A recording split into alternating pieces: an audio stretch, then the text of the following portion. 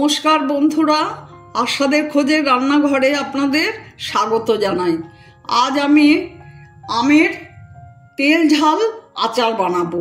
তার জন্য এই দেখুন আমি গোটা আম প্রথমে ধুয়ে শুকনো করে নিয়েছি, নিয়ে আমের খোসা ছাড়িয়ে এইভাবে টুকরো করে নিয়ে সারা রাত হলুদ নুন দিয়ে রেখে দিয়েছিলাম। তার জন্য কত জল বেরিয়েছে দেখুন। এই জল চিপে ফেলে দেব। আর এর সাথে উপকরণ নিয়েছি আদা, কাঁচা লঙ্কা, ফোড়নে দেব 5 ফোড়ন, হলুদ গুঁড়ো, লঙ্কা গুঁড়ো, সর্ষে সাদা কালো সর্ষে একটু ভেজে নিয়ে গুঁড়ো করে রেখেছি। আর এখানে জিরে, মৌরি, ধনে, মেথি, কালো জিরে আর রাঁধুনি ভেজে গুঁড়ো করে রেখেছি। এখন আমি আমগুলো চিপে তুলে নেব।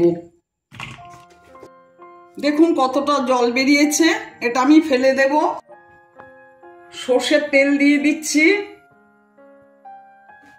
এদিকে দেখুন আমগুলো সারা রাত ভিজিয়ে রাখার জন্য, নুন হলুদ মেখে রাখার জন্য নরম হয়ে গেছে।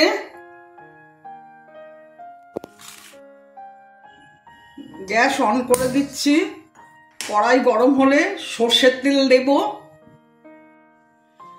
শুকনো লঙ্কা দিয়ে দিলাম, 5 ফোড়ন দিয়ে দিলাম। ফোড়নে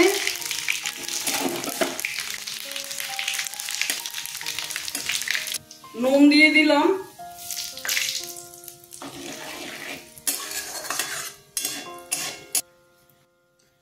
আদা লঙ্কা দিয়ে দিলাম, আমগুলো ঢেলে দিলাম।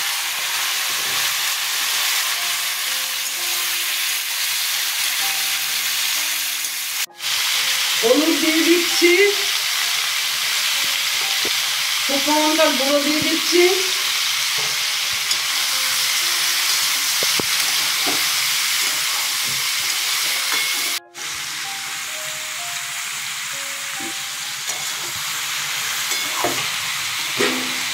একটু ঢেকে দিচ্ছি। ঢাকনাটা খুলছি।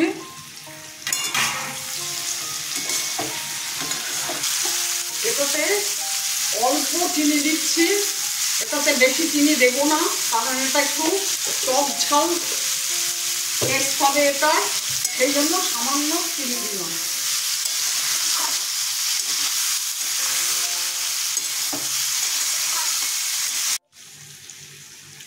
সর্ষের গুঁড়ো দিয়ে দিচ্ছি,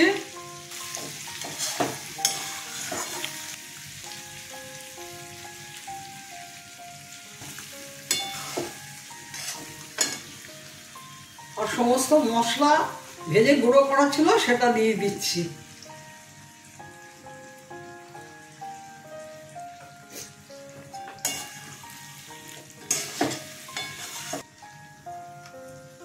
সোডিয়াম বেনজয়েট দিয়ে দিচ্ছি যাতে বহুদিন সংরক্ষণ করা যায়।